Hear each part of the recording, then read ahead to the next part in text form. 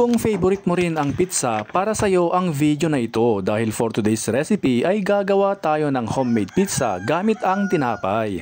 Opo, gagamit lang tayo dito ng 3 pirasong tinapay at hiwain natin into small pieces.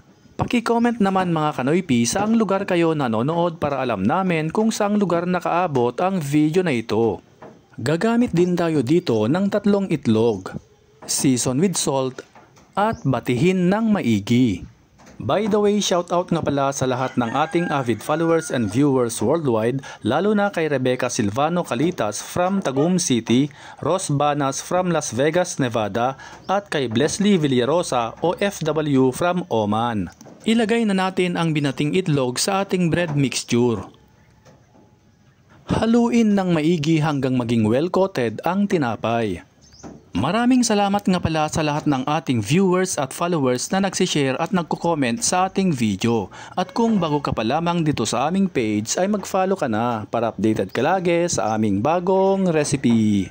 Ikot na natin ang frying pan ng oil at ikot natin ito ng maigi. Pagkatapos nating maikot ng maigi ang pan, ilagay na natin ang bread mixture. I-spread natin ito ng maigi and form into a circle.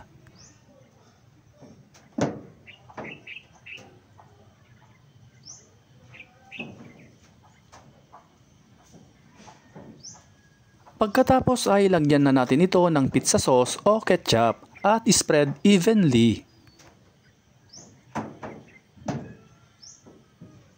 Pagkatapos nating lagyan ng sauce, lagyan na natin ito ng quick melt cheese. Ilagay na natin ang onion. Lagyan din natin ito ng green o red bell pepper, pineapple tidbits, at cooked ham.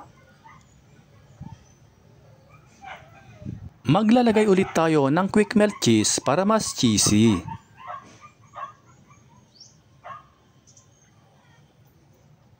Isa lang na natin sa kalan, takpan at lutuin sa mahinang apoy ng 6 to 8 minutes o hanggang sa magmelt ang cheese.